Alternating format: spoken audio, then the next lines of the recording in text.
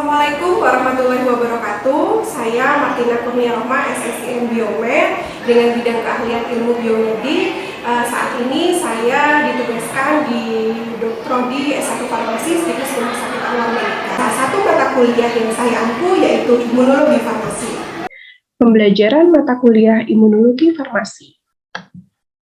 Imunologi Farmasi merupakan salah satu mata kuliah wajib pada program studi S1 Farmasi yang diberikan pada semester 3 dengan satuan kredit semester sebanyak 2 SKS. Mata kuliah ini membahas tentang sistem imun, komponen sistem imun, antigen, antibodi, dan molekul pengenal antigen, komplement, sitokin, mekanisme respon imun, mekanisme eliminasi agen infeksi dengan sistem imun, serta terapi penyakit infeksi dan penyakit yang disebabkan oleh respon imun. Capaian pembelajaran lulusan yang dibebankan pada mata kuliah ini adalah mahasiswa mampu menerapkan konsep teoritis dan matematis dalam melakukan analisis fenomena biologi, fisika, dan kimia terkait mekanisme di dalam tubuh. Adapun bahan kajiannya adalah proses fisiologis, seluler, dan molekuler. Adapun capaian pembelajaran mata kuliah mencakup 4 aspek, yaitu aspek sikap, pengetahuan, keterampilan umum, dan keterampilan khusus. Aspek sikap, mahasiswa diharapkan dapat menunjukkan sikap bertanggung jawab atas pekerjaan di bidang keahliannya secara mandiri. Pada aspek pengetahuan level 5, mahasiswa diharapkan mampu menilai konsep imunologi dalam proses fisiologi atau fisiologi penyakit maupun mekanisme kerja obat terkait sistem imun. Materi pembelajaran pada imunologi farmasi diantaranya adalah konsep dasar imunologi, sistem imun dan cairan tubuh, sistem imun non-spesifik dan spesifik, interaksi sistem imun non-spesifik dan spesifik, komponen sistem imun, mekanisme efektor imun, mekanisme inflamasi, defisiensi imun, autoimun dan hipersensitivitas, toleransi imun, imunologi infeksi dan tumor, serta imunisasi dan transplantasi. Sistem pembelajaran pada mata kuliah imunologi farmasi berbasis outcome based learning atau OBE, yaitu mengacu pada capaian pembelajaran lulusan dan capaian pembelajaran mata kuliah. Model pembelajaran yang digunakan yaitu berupa hybrid learning yang memadukan perkuliahan sinkronus dan asinkronus. Adapun metode pembelajaran yang digunakan pada mata kuliah imunologi yaitu secara tutorial, integrated reading and composition, dan juga problem based learning. Tahapan pembelajaran sinkronus terdiri dari pendahuluan, inti, diskusi, penugasan, asesmen, dan penutup. Pada awal perkuliahan, saya selalu memberikan salam, sapa, mereview materi dan tugas sebelum pertemuan pada hari tersebut, menjelaskan indikator pembelajaran pada topik tersebut yang akan disampaikan. Kemudian memasuki tahap inti, maka akan disampaikan materi, dilanjutkan dengan sesi diskusi, tanya jawab, serta studi kasus, kemudian dilanjutkan dengan penugasan, yaitu pemberian tugas untuk pemecahan masalah atau dengan membaca literatur. Kemudian perkuliahan dilanjutkan dengan asesmen berupa pemberian kuis dan penutup berupa kesimpulan serta informasi mengenai mata kuliah yang akan disampaikan pada pertemuan berikutnya. Untuk interaksi dosen dan mahasiswa pada mata kuliah imunologi farmasi ini dilakukan secara sinkronus dan asinkronus. Pada metode sinkronus digunakan media pembelajaran Zoom meeting dan bentuk interaksinya berupa tanya jawab, diskusi, presentasi, dan pemberian umpan balik tugas mahasiswa. Sedangkan perkuliahan asinkronus, saya menggunakan media e-learning situs Rumah Sakit Anwar Medika dan Google Classroom untuk pemberian materi wajib dan tambahan, pengumpulan tugas, serta menggunakan Google Form untuk quiz dan WhatsApp group untuk komunikasi kegiatan perkuliahan. Pada tahapan asesmen atau penilaian, Saya mengacu pada standar mutu penilaian SNDikti maupun PT. Dengan proporsi penilaian diantaranya adalah aspek kedisiplinan 5%, sikap 5%, keaktifan 5%, tugas 25%, presentasi 10%, UTS dan UAS masing-masing 25%. Penilaian juga berbasis pada OBE yang memperhatikan capaian pembelajaran mata kuliah dan indikator penilaian. Yang ketiga, asesmen juga didasarkan pada rubrik penilaian, di mana rubrik penilaian ini akan menjelaskan indikator-indikator serta poin-poin nilai pada masing-masing penilaian.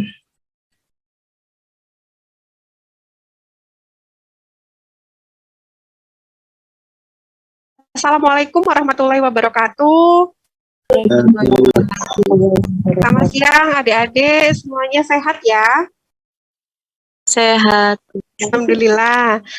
Baik adik-adik, sesuai dengan kontrak perkuliahan pada pertemuan ketiga ini, kita akan membahas tentang sistem imun non-spesifik. Sebelum kita memulai perkuliahan kali ini, saya ingatkan agar adik-adik mengisi presensi disiarkan online ya, dan di akhir perkuliahan nanti Bu Martina juga akan screenshot kehadiran kalian di Zoom.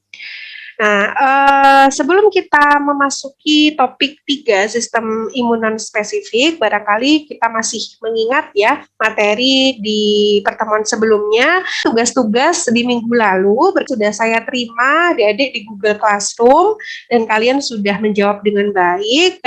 Tersebut tujuannya adalah untuk memberikan pemahaman terlebih dahulu, nanti siap dalam menerima materi sistem imun non-spesifik ini. Untuk indikator pada hari ini, yaitu mahasiswa mampu membedakan nih sistem imun non-spesifik dan spesifik. Lalu kalian juga bisa menyebutkan komponen sistem imun non-spesifik, menjelaskan mekanisme kerjanya, menghubungkan konsep teoritis sistem imun non-spesifik dan kehidupan sehari-hari, lalu bertanggung jawab mengerjakan tugas, dan juga mampu menerapkan pemikiran logis berkaitan dengan permasalahan terkini. Baik, langsung saja masuk ke materi topik 3, yaitu tentang sistem imun non-spesifik. Yang pertama adalah pengertian dari sistem imun. Bahwasanya imunitas ini merupakan suatu bentuk pertahanan tubuh atau resistensi tubuh kita terhadap penyakit ya, terutama infeksi. Nah, gabungan dari sel, molekul, dan jaringan yang berperan pada pertahanan tubuh ini disebut dengan sistem imun. Dan sistem imun ini akan saling berkoordinasi, bekerja untuk melakukan suatu reaksi terhadap adanya infeksi yang disebut dengan respon imun. Ya. Sistem imun sendiri terbagi menjadi 2, yaitu sistem imun non-spesifik dan sistem imun spesifik. Sistem imun non-spesifik, nama lainnya adalah innate immunity, sedangkan sistem imun spesifik disebut dengan adaptive immunity. Hari ini kita akan membahas tentang sistem imun non-spesifik. Apa sih sebetulnya sistem imun non-spesifik? Sistem imun non-spesifik merupakan kekebalan alamiah yang dibawa sejak lahir. Nah, sedangkan cirinya tidak spesifik bekerjanya ya, lalu responnya cepat, kemudian lapis pertahanan, dan kedua ya, dia relatif lemah ya, hanya tidak memiliki sistem memori ya, memiliki kemampuan resistensi. Kemudian kita masuk ke dalam klasifikasi ya. Jadi tadi sudah sempat kita bahas bahwasanya sistem imun terbagi menjadi 2, yaitu non-spesifik dan spesifik.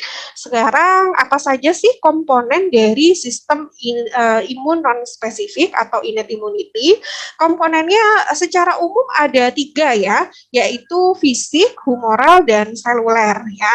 Untuk humoral ini terbagi lagi menjadi 2, yaitu biokimia dan juga humoral. Ya, biokimia ini yang pelarut, sedangkan humoral itu yang terlarut. Nah, berikutnya adalah lapis pertahanan. Jadi sistem imun non-spesifik itu cenderung berada pada lapis pertahanan pertama dan kedua ya. Pada lapis pertahanan pertama ini yang dominan adalah pertahanan fisik dan biokimia, sedangkan pada lapis pertahanan kedua ini yang mendominasi adalah pertahanan humoral dan juga seluler. Nah, sedangkan sistem imun yang spesifik ini baru berada pada lapis pertahanan ketiga. Nah, kita akan membahas nih bagaimana sih mekanisme respon imun dari sistem imun non spesifik ini untuk masing-masing jenis pertahanan, baik itu pertahanan fisik, pertahanan biokimia, humoral, dan seluler. Jadi pertama kita akan mengenal dulu bahwasanya infeksi ya mikroba patogen masuk ke dalam tubuh kita melalui portal entry.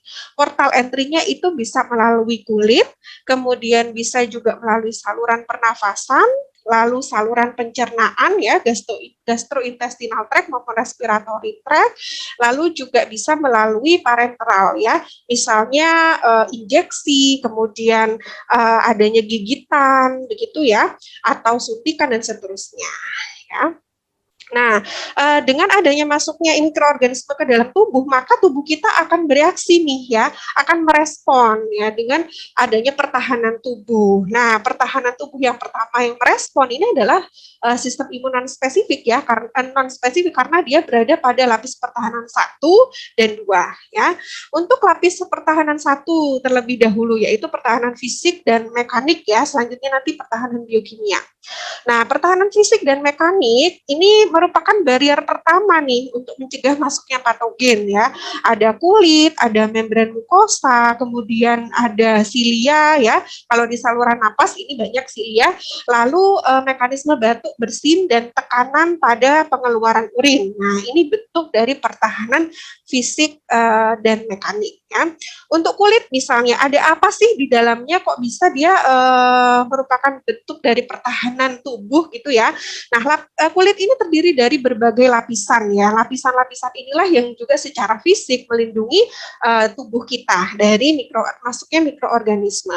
Selain itu, kulit juga mengandung ya kelenjar sebasea yang menghasilkan asam ya yang bisa menyebabkan keringat itu pH-nya 4 gitu ya, pH asam.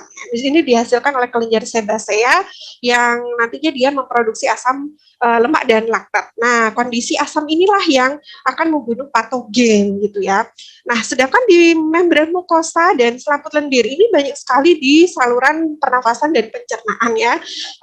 Membran mukosa ini menghasilkan mukus ya, mukosa atau lendir yang di situ dia memiliki kemampuan untuk melakukan perangkap ya pada bakteri dan beberapa mukosa bisa menghancurkan dinding bakteri dan juga mengandung antibodi. Lalu silia ya, silia ini pertahanan mekanik, jadi dia secara gerak begitu ya, rambut-rambut halus ini akan mengeluarkan debu yang di situ juga menghalau masuknya mikroorganisme patogen ya, yang akan masuk misalnya ke saluran pernafasan gitu. Lalu pertahanan mekanik yang lain ada batuk, bersin, nah ini kan ada tekanan keluar ya untuk mengeluarkan mikroorganisme. Begitu juga dengan pengeluaran urin yang di situ juga akan mengeluarkan beberapa mikroorganisme patogen yang masuk ke saluran urogenital seperti itu. Nah, ini ada gambaran mengenai bentuk pertahanan fisik pada kulit. Jadi di kulit itu ada beberapa lapis, kemudian ada kelenjar-kelenjar seperti kelenjar keringat sebasea ya yang menghasilkan beberapa jenis cairan ya seperti keringat tadi yang pH asam. Lalu juga ada beberapa sel pertahanan tubuh misalnya sel Langerhans seperti itu. Nah, ini adalah gambaran pertahanan tubuh pada saluran napas ya. Di dalam saluran napas bagian atas maupun bagian bawah kita juga dilengkapi dengan pertahanan fisik dan mekanik ya. Misalnya dinding saluran napas, kemudian ada kelenjar mukus dan juga silia ya.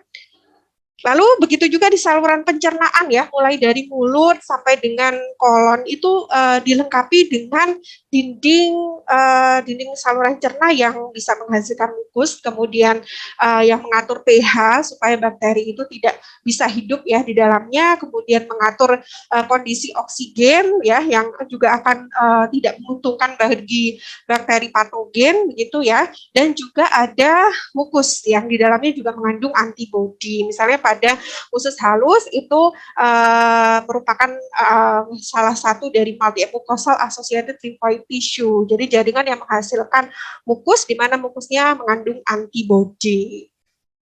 Nah, selain pertahanan fisik dan mekanik yang sudah saya sebutkan tadi, kita juga ada loh flora normal ya. Flora normal ini adalah mikroorganisme yang hidup bersama kita dan simbiosis mutualisme ya. Jadi menguntungkan kita.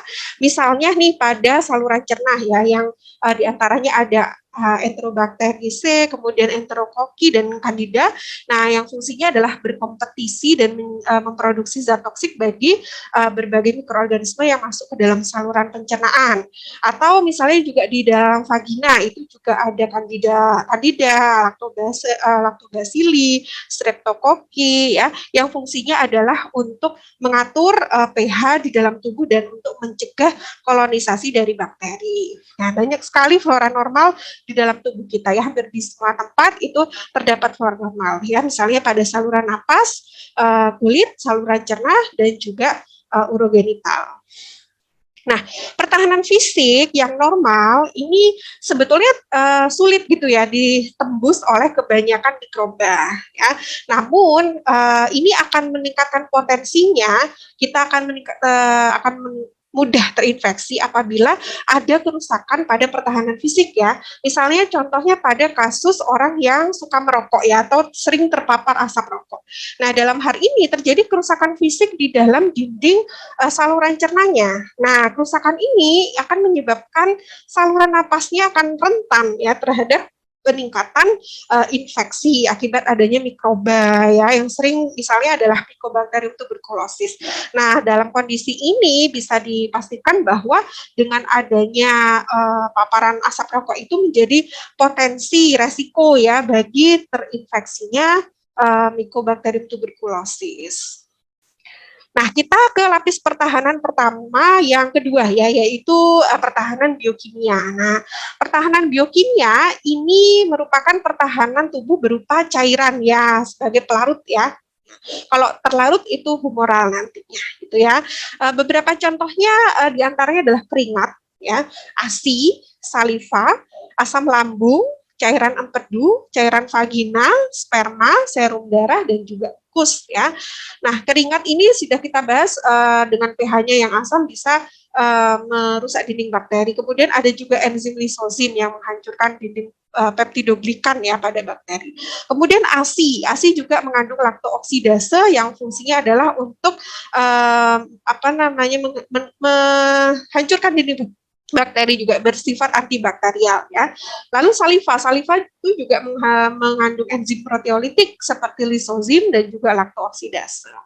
Asam lambung HCl ya, yang asam, kemudian cairan vagina, lalu cairan empedu, mukus, dan di dalam serum darah ya. Jadi dalam serum darah kita itu ada laktoferin dan transferin yang fungsinya mengikat zat besi sehingga pada proses metabolisme mikroba dia akan terganggu seperti itu.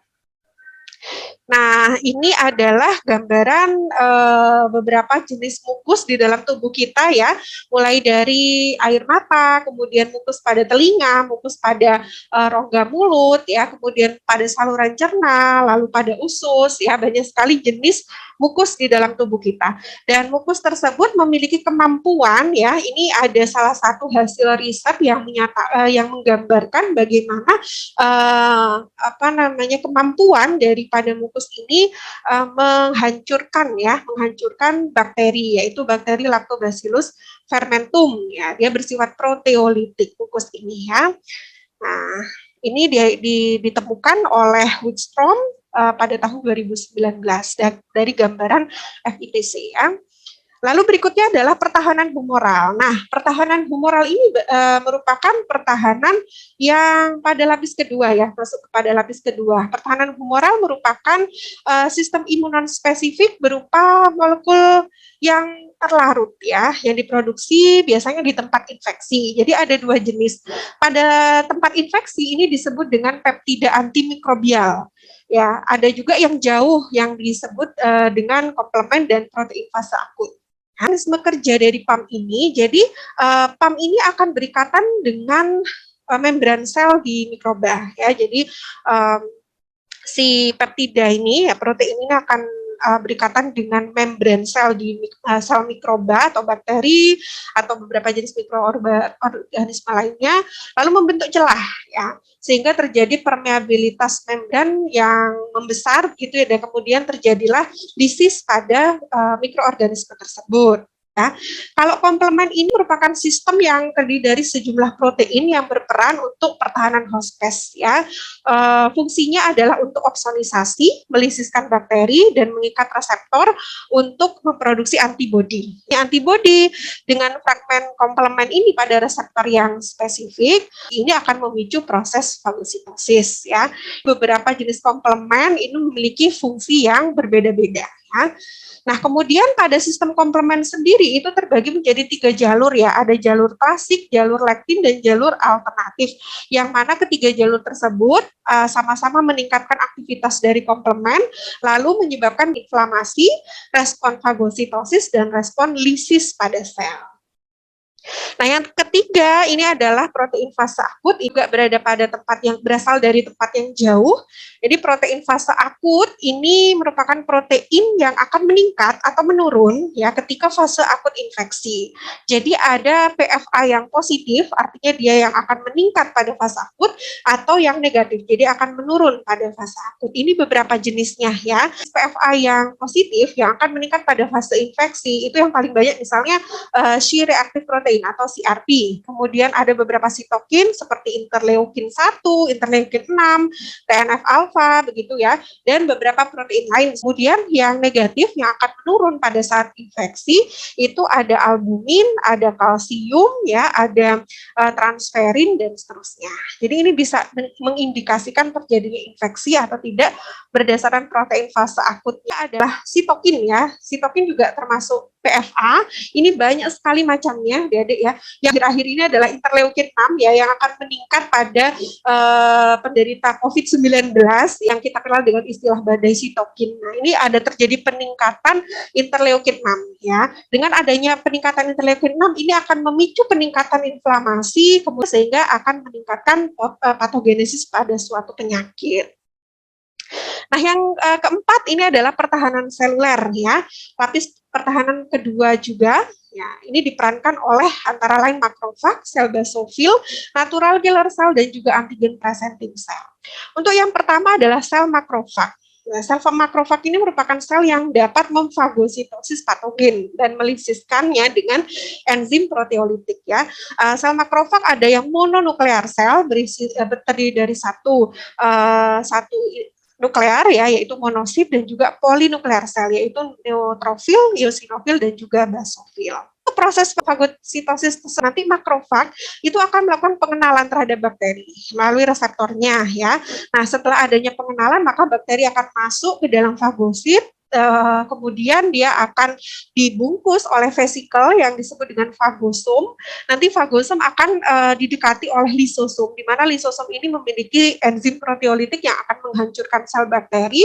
Lalu fagosom dan lisosom ini akan bergabung membentuk fagolisosom ya. Kemudian di dalam fagolisosom ini maka enzim proteolitik akan menghancurkan bakteri. Nanti sisanya ini akan di eksositosis ya. Yang kedua adalah natural killer cell ya, atau NK cell. Nah, natural killer cell ini memiliki mekanisme untuk menghancurkan atau melisiskan sel yang sudah terinfeksi oleh mikroorganisme. Jadi nanti mekanismenya yang pertama adalah sel NK itu akan mendekati sel yang sudah terinfeksi. Yang gambar ini disebut dengan enemy cell. Kemudian NK cell akan melepaskan perforin yang fungsinya adalah untuk melubangi membran sel. Kemudian dia juga akan melepaskan gran enzim yang akan melisiskan sel yang terinfeksi itu dari dalam, sehingga sel ini akan melakukan proses apoptosis ya. Nah, untuk sel yang keempat yaitu sel basofil dan sel mast. Nah, selain untuk fagositosis, sel basofil ini mempunyai kemampuan untuk melepaskan mediator-mediator inflamasi begitu ya. Sedangkan sel mast itu adalah sel basofil yang terdapat pada jaringan. Ya, kalau basofilnya sendiri pada sirkulasi darah. Nah, fungsinya dalam meningkatkan mediator inflamasi, nanti si basofil ini akan melepaskan berbagai jenis ya seperti histamin, heparin, dan leukotrin yang terdapat pada granula-granulanya. Bisa dilihat di sini basofil memiliki banyak sekali granula yang di dalamnya ada mediator inflamasi. Nanti histamin ini akan memicu terjadinya inflamasi gitu. Nah, yang keempat ini adalah APC ya, atau antigen presenting cell. Antigen presenting cell atau sel penyaji antigen ini fungsinya adalah untuk menyajikan antigen pada kompleks sistem imun yang lebih kuat lagi, yaitu sistem imun spesifik. Jadi dengan jalan sel-sel fagosit ini akan berperan sebagai APC atau antigen presenting cell. Nah, di dalam proses penyajian antigen ini, si APC ini dibantu oleh molekul yang disebut dengan MHC atau singkatan dari Major Histocompatibility Complex. Ya, MHC ini ada dua, yaitu MHC kelas 1 dan MHC kelas 2. Untuk MHC kelas 1, dia memiliki kemampuan untuk membantu APC mempresentasikan antigen itu pada CTL ya, atau cytotoxicity lymphocyte. Nah, nanti mekanismenya akan kita bahas pada pertemuan berikutnya gitu ya. Nah, ini mekanismenya akan memicu lysis sel ya. Sedangkan MHC kelas 2 dia akan membantu antigen presenting cell untuk mempresentasikan antigen pada T helper, yaitu limfosit T ya, T helper 1 maupun 2. Nah, ini juga akan dibahas pada pertemuan selanjutnya ya. Jadi ini ada penyambungnya ya, istilahnya dari non spesifik ke spesifik seperti itu. Untuk yang TH1 ini akan meningkatkan kemampuan dari limfosit B memproduksi antibodi untuk membantu proses menetralkan ataupun menghancurkan bakteri, sedangkan TH2 adalah meningkatkan kemampuan dari fagosit itu sendiri. Demikian tadi adik-adik presentasi ataupun pemaparan materi untuk pertemuan kali ini tentang sistem imun non spesifik. Silakan apabila ada pertanyaan. Ya, Mbak Desi silakan bertanya. Baik, terima kasih Bu Martina. Saya mau bertanya Bu, sistem imun non spesifik itu kan yang ada di dalam tubuh kita ya Bu ya. Ketika kita ada bakteri ataupun virus ataupun benda asing yang dalam tubuh, nah itu bagaimana ya Bu reaksinya? Jadi ketika terjadi infeksi, awalnya mikroorganisme itu akan masuk ke tubuh kita melalui portal entry. Bisa lewat kulit, bisa saluran pernapasan, bisa saluran pencernaan ya, atau ketika kondisi-kondisi tertentu, misalnya injeksi atau adanya luka. Mikroorganisme masuk, terutama yang ditanyakan Mbak Desi tadi adalah bakteri masuk, maka tubuh kita secara otomatis akan merespon ya. Respon pertama adalah pada lapisan ke-1, yaitu pertahanan fisik ya, dan juga pertahanan biokimia. Karena portal entry-nya lewat kulit nih, atau lewat transaksinya ada lapis pertahanan 1, kemudian ada pH kulit yang asam yang tidak baik untuk kehidupan bakteri ya, nanti dia bisa mati dan seterusnya begitu. Lalu ke lapis pertahanan kedua, yaitu adalah lapis pertahanan kedua ini komplement, ada sitokin gitu ya. Kemudian juga sel ya, imunitas seluler seperti makrofag, dia akan memakan bakteri seperti itu. Nanti kalau tidak kuat ya, tidak mampu menghalau bakteri, maka dia akan meminta tolong gitu ya kepada sistem imun yang spesifik, yang lebih kuat. Bagus pertanyaannya ya. Jadi untuk minggu depan ini jembatannya memahami sistem imun spesifik. Seperti itu Mbak Desi. Baik Bu, terima kasih. Itu tadi materi tentang sistem imun non spesifik dan juga diskusi yang sudah kita lakukan. Untuk pertemuan minggu depan ini kalian ada tugas membaca ya, dan juga studi kasus tentang COVID-19 dari jurnal Bu Martina dengan judul Perspective of Molecular Immune Response of SARS-CoV-2 Infection. Jadi jurnal teknologi laboratorium ya, dan kalian sedikit review, nanti minggu depan kita akan diskusikan tentang studi kasus ini. Jadi satu semuanya, ada sistem imun non spesifik dan spesifik. Nah, jangan lupa tetap semangat belajarnya ya, adik-adik ya, karena pandemi tapi tidak menyurutkan semangat kalian untuk belajar. Mungkin itu saja dari Bu Martina, dan jangan lupa minggu depan topiknya adalah tentang sistem imun Spesifik Bu. spesifik Ya. Jangan lupa untuk mengerjakan kuis hari ini tentang topik sistem imun non-spesifik pada link berikut. Saya screenshot dulu untuk presensi akhir ya. Baik, adik-adik itu tadi pertemuan kita kali ini. Terima kasih atas partisipasi dan semangat belajarnya. Saya akhiri. Wassalamualaikum warahmatullahi wabarakatuh.